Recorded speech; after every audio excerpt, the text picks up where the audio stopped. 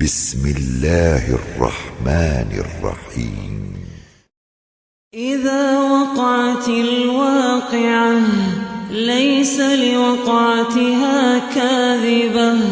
خافضة رافعة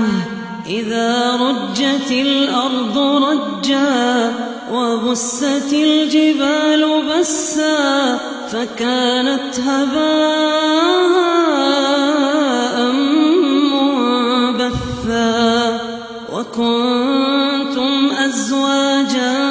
ثلاثا فأصحاب الميمنة ما أصحاب الميمنة وأصحاب المشأمة ما أصحاب المشأمة والسابقون السابقون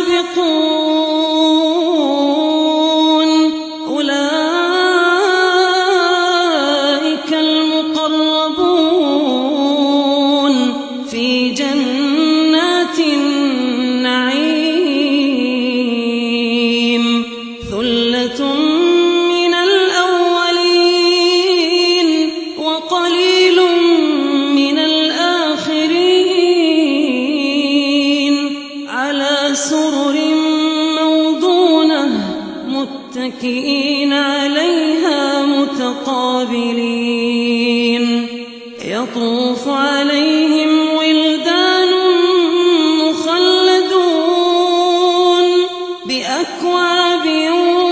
وأباريق وكأس من معين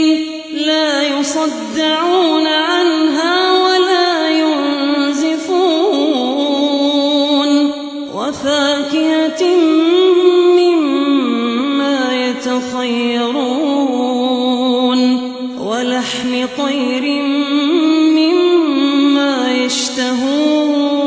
يشتهون وحور عين كأمثال اللؤلؤ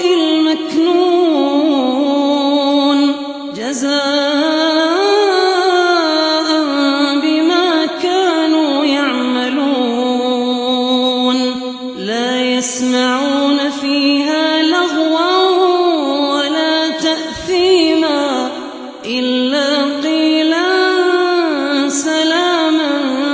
سلاما وأصحاب اليمين ما أصحاب اليمين في سدر مخضود وطلح منضود وظل ممدود وماء مسكوب وفاكهة كثيرة لا مقطوعة ولا ممنوعة وفرش مرفوعة إنا أنشأناهن إنشاء فجعلناهن أبكارا عربا أترابا لأصحاب اليمين ثلة من الأولين وثلة من الآخرين وأصحاب الشمال ما أصحاب الشمال في سموم وحميم وظل من يحموم لا بارد ولا كريم إنهم كانوا قبل ذلك مترفين وكانوا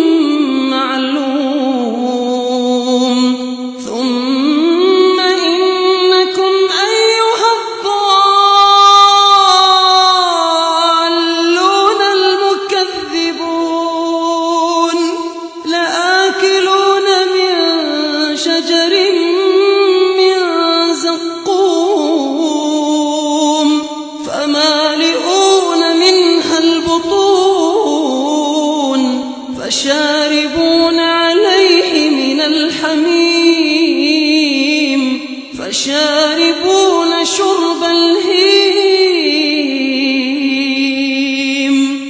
هذا نزلهم يوم الدين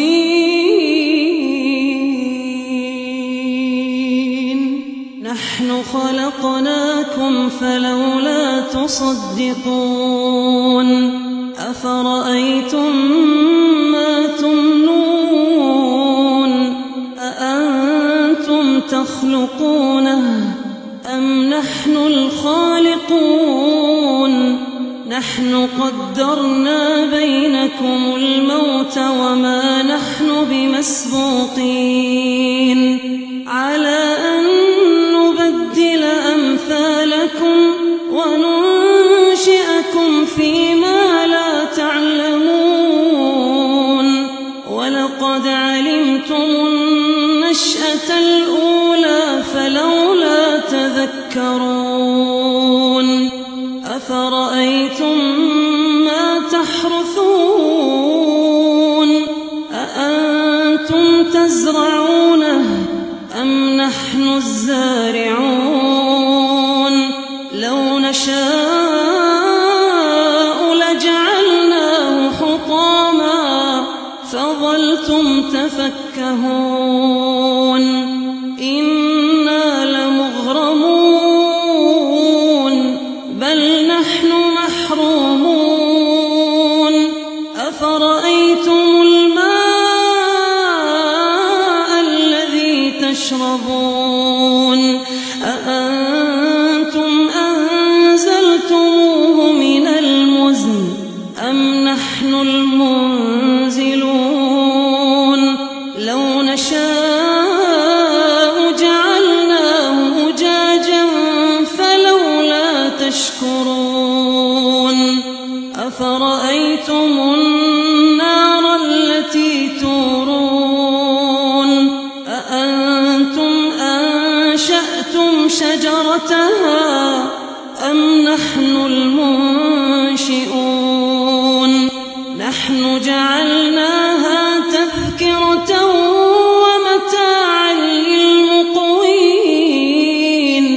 فسبح باسم ربك العظيم فلا أقسم بمواقع النجوم وإنه لقسم لو تعلمون عظيم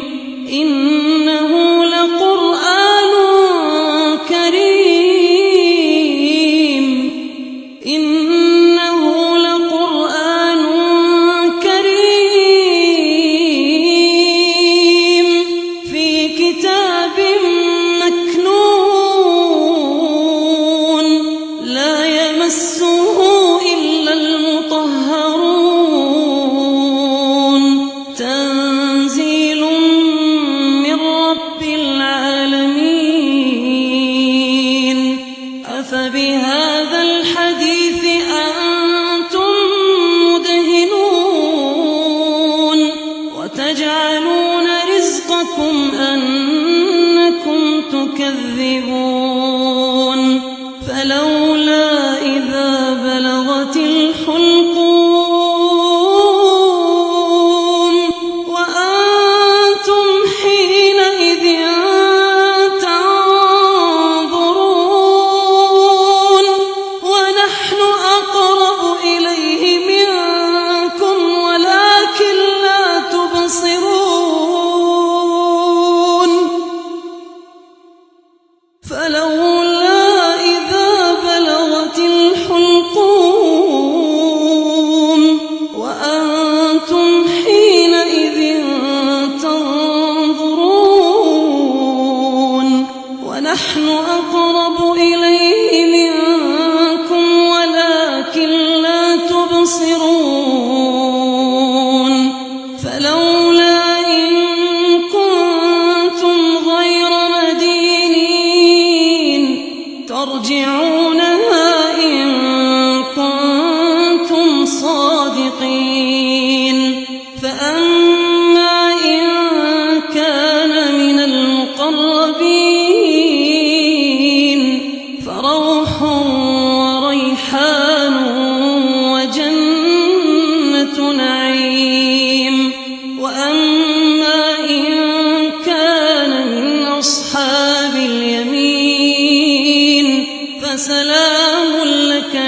أصحاب اليمين وأما إن كان من المكذبين الضالين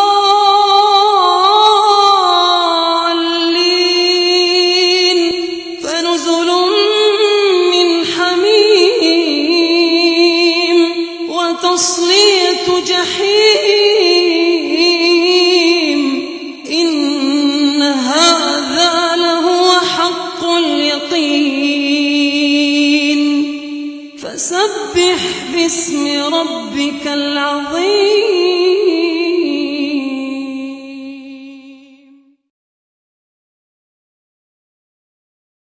شروع اللہ کا نام لے کر جو بڑا مہربان نہایت رحم والا ہے. جب واقع ہونے والی واقع ہو جائے گی اس کے واقع ہونے میں کچھ جھوٹ نہیں. کسی کو پست کرنے کسی کو بلند کرنے والی جب زمین بھونچال سے لرزنے لگے اور پہاڑ ٹوٹ کر ریزہ ریزہ ہو جائیں پھر غبار ہو کر اڑنے لگیں گے اور تم لوگ 3 قسم کے ہو جاؤ گے تو داہنے ہاتھ والے کیا کہنے داہنے ہاتھ والوں کے اور بائیں ہاتھ والے افسوس بائیں ہاتھ والے کیا ہی برے ہیں. اور جو آگے بڑھنے والے ہیں ان کا کیا کہنا وہ آگے ہی بڑھنے والے ہیں وہی اللہ کے مقرب ہیں. نعمت کی بہشتوں میں وہ بہت سے تو پہلے کے لوگوں میں سے ہوں گے اور تھوڑے سے بعد والوں میں سے. لال و یاقوت وغیرہ سے جڑاؤ تختوں پر آمنے سامنے تکیہ لگائے ہوئے بیٹھے ہوں گے. نوجوان خدمت گزار جو ہمیشہ ایک ہی حالت میں رہیں گے ان کے آس پاس پھریں گے، یعنی آپ خورے اور آفتابے اور صاف شراب کے جام لے لے کر. اس سے نہ تو سر میں درد ہوگا اور نہ ان کی عقلیں زائل ہوں گی. اور میوے جس طرح کے ان کو پسند ہوں اور پرندوں کا گوشت جس قسم کا ان کا جی چاہے. اور بڑی بڑی آنکھوں والی حوریں جیسے حفاظت سے رکھے ہوئے آبدار موتی. یہ ان کے اعمال کا بدلہ ہے جو وہ کرتے تھے. وہاں نہ وہ بیہودہ بات سنیں گے اور نہ گالی گلوچ. ہاں ان کا کلام سلام سلام ہوگا. اور داہنے ہاتھ والے کیا کہنے ہیں داہنے ہاتھ والوں کے وہ بے کانٹوں کی بیریوں اور تہ بتہ کیلوں اور لمبے لمبے سایوں اور بہتے پانی کے چشموں اور بہت سے میووں کے باغوں میں ہوں گے جو نہ کبھی ختم ہوں اور نہ ان پر کوئی روک ٹوک ہوگی. اور اونچے اونچے بستروں پر آرام کریں گے. ہم نے ہی ان حوروں کو پیدا کیا تو ان کو کنواری بنایا اور شوہروں کی پیاری اور ہم عمر یعنی داہنے ہاتھ والوں کے لیے. یہ بہت سے تو پہلے کے لوگوں میں سے ہوں گے اور بہت سے بعد والوں میں سے. اور بائیں ہاتھ والے افسوس بائیں ہاتھ والے کیا ہی عذاب میں ہوں گے یعنی دوزخ کی لپٹ اور کھولتے ہوئے پانی میں اور سیاہ دھوئیں کے سائے میں جو نہ ٹھنڈا ہوگا اور نہ خوشنما. یہ لوگ اس سے پہلے عیش میں پڑے ہوئے تھے اور بڑے گناہ یعنی کفر پر اڑے ہوئے تھے اور کہا کرتے تھے کہ بھلا جب ہم مر گئے اور مٹی ہو گئے اور ہڈیاں ہی ہڈیاں ہو گئے تو کیا ہمیں پھر اٹھنا ہوگا اور کیا ہمارے اگلے باپ دادا کو بھی؟ کہہ دو کہ بے شک پہلے اور بعد والے سب ایک روز مقرر کے وقت پر جمع کیے جائیں گے. پھر تمہیں جھٹلانے والے گمراہ ہو تھوہر کے درخت سے کھاؤ گے پھر اسی سے پیٹ بھرو گے پھر اس پر کھولتا ہوا پانی پیو گے پھر پیو گے بھی اس طرح جیسے پیاسے اونٹ پیتے ہیں. انصاف کے دن یہ ان کی ضیافت ہوگی. ہم نے تم کو پہلی بار بھی تو پیدا کیا ہے تو تم دوبارہ اٹھنے کو کیوں سچ نہیں سمجھتے؟ دیکھو تو کہ جس نطفے کو تم ڈالتے ہو کیا تم اس سے انسان کو بناتے ہو یا ہم بناتے ہیں؟ ہم نے تمہارے لیے موت کو مقرر کر دیا ہے اور ہم اس بات سے عاجز نہیں کہ تمہاری طرح کے اور لوگ تمہاری جگہ لے آئیں اور تم کو ایسے عالم میں جس کو تم نہیں جانتے پیدا کر دیں. اور تم نے پہلی پیدائش تو جان ہی لی ہے پھر تم سوچتے کیوں نہیں؟ بھلا دیکھو تو کہ جو کچھ تم بوتے ہو تو کیا تم اسے اگاتے ہو یا ہم اگاتے ہیں؟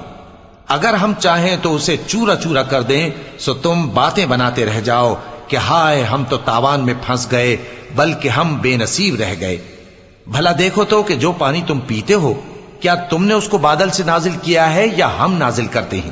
اگر ہم چاہیں تو ہم اسے کھاری کر دیں پھر تم شکر کیوں نہیں کرتے؟ بھلا دیکھو تو جو آگ تم درخت سے نکالتے ہو کیا تم نے اس کے درخت کو پیدا کیا ہے یا ہم پیدا کرتے ہیں؟ ہم نے اسے یاد دلانے اور مسافروں کے برتنے کو بنایا ہے، تو اے پیغمبر صلی اللہ علیہ وآلہ وسلم تم اپنے پروردگار عظیم کے نام کی تسبیح کرو، سو ہمیں تاروں کی منزلوں کی قسم، اور اگر تم سمجھو تو یہ بڑی قسم ہے کہ یہ بڑے رتبے کا قرآن ہے جو کتاب محفوظ میں لکھا ہوا ہے، اس کو وہی ہاتھ لگاتے ہیں جو پاک ہیں، یہ رب العالمین کی طرف سے اتارا گیا ہے۔ کیا تم اس کلام کے ماننے میں دیر کرتے ہو اور اپنا وظیفہ یہ بناتے ہو کہ اسے جھٹلاتے رہتے ہو؟ پھر جب جان گلے تک آ پہنچتی ہے اور تم اس وقت کی حالت کو دیکھا کرتے ہو،